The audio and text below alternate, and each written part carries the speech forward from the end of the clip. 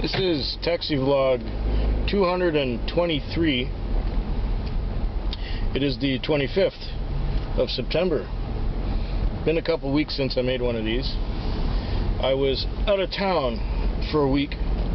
I was in Montreal. Fuck! We had a rookie driver on this car today, and the son of a bird dog must have used the seatbelt. It's even jammed. Fuck crap. Oh man, they let anybody drive these things. There. I hate beeping things. Guess why I never got a job working at McDonald's. Okay, we're back in business now. I was in Montreal and got to meet one of my good friends on YouTube. The video has been up on the main channel for about a week now. Maybe 2 weeks almost, yeah. So I was gone. And then I got back almost a week ago, and I'm kind of in vacation mode tonight still because I'm going to turn right this time, because turning left I can't see around over my shoulder. There, that's how you take care of a corner from hell. You go the other way. So yeah, I was visiting my mother and sister, and things could have been better than they were. Let's just say there's some problems, you know, and I'm glad that I could be there to help smooth things over and make things a little better, but still there are problems. I won't go into any detail, it's really, you know, private stuff. But suffice it to say, I came back from Montreal, and I'm here. I came back to work on Friday night. Friday night was very smooth, very easy going, one right after another. It worked out really well, and it was just a little bit on the slow side. Even though it was steady, the trips I got, a lot of them were pretty short, so it didn't pay off as well as it could have had they been longer trips. But it was just after 4 o'clock, and I just dropped somebody off and got another call. And that other call was a house full of people. Like, you know, I'm not prejudiced, but when natives drink, they get real stupid. And I got there, and it was a 2-car order, and the first car got away full of people, and then one woman got in the front of my car. She seemed to be reasonable. And then 2 really drunk teens got in the back, and we started to drive away with the meter going, naturally. And one of the kids in the back said, "Hey, we forgot somebody's name." So we went back, and the 2 of the teens went back into the house, and it took about 5 minutes to come back out carrying this other girl.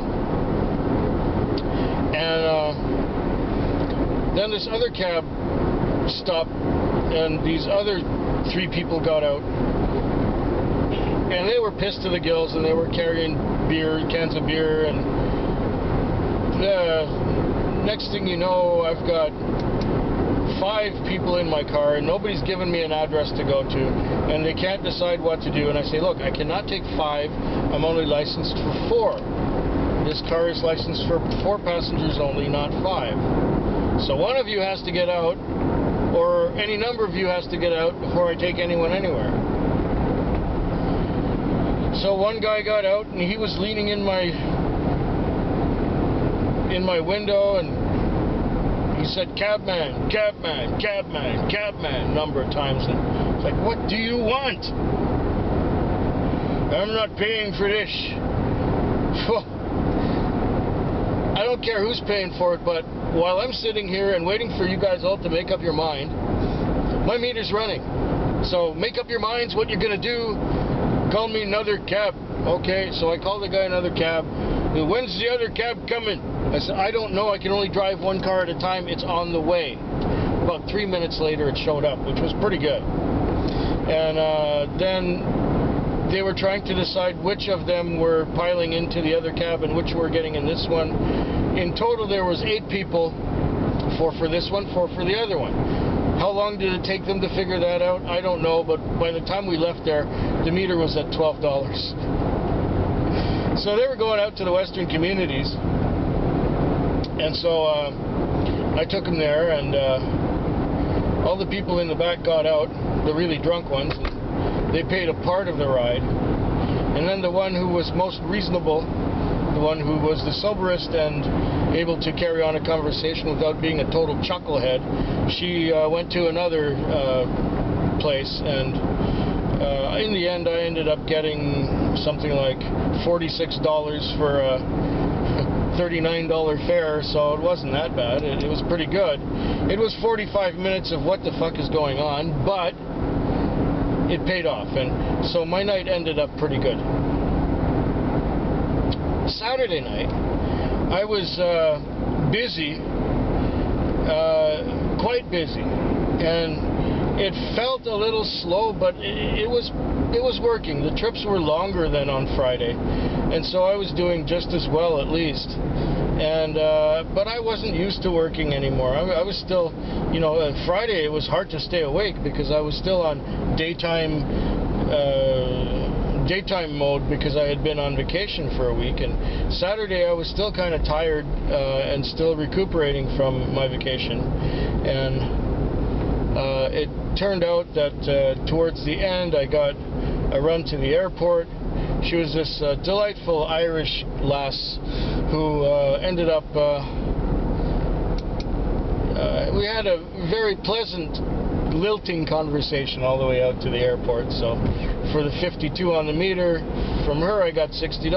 So that ended up my Saturday night very nicely because it was as good as Friday plus the airporter at the end.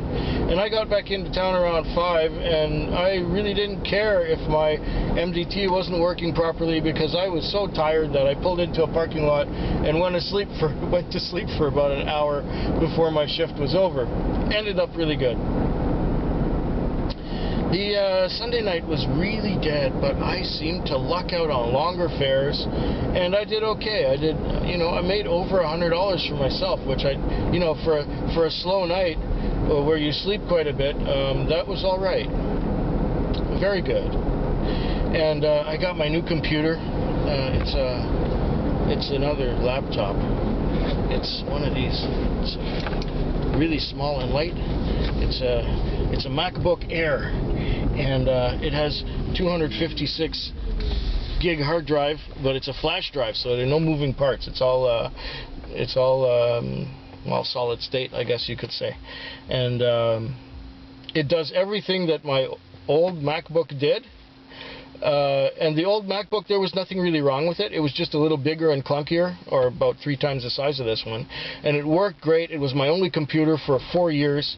I had no qualms about giving it to my mother, who eventually, when she will not be quite as stressed out as she is, I hope she will be able to use it. I tried to show her a few things with it, like how to use Skype and just how to, you know, use the trackpad and get around on it. And she did absorb some of it, but she's too nervous and too upset right now to use it.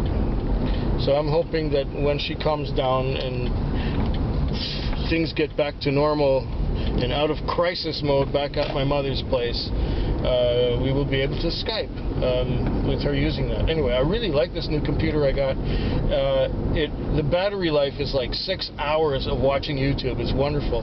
Last night I was out here and I watched a number of videos, and I had it on a number of times.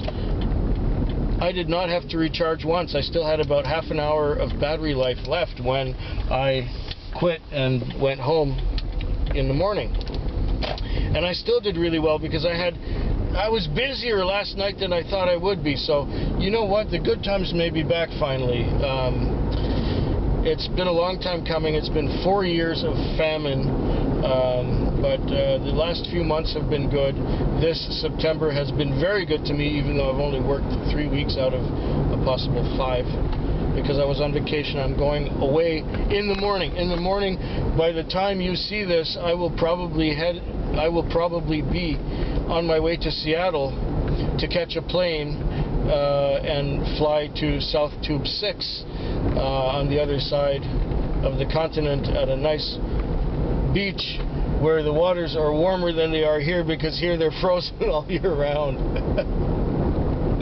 So there ain't much swimming going on in the ocean here, and I don't have a wetsuit. So anyway, yeah, I'm already, my mind is already on vacation. I just have to tough it through this last Tuesday night, and be gone again for a week. And if you're going to be at South Tube 6, I can't wait to see you. And if you're not going to be there, I can't wait to share videos of the event with you. Anyway, I hope yours is better than mine, even though mine is really damn good tonight. Bye.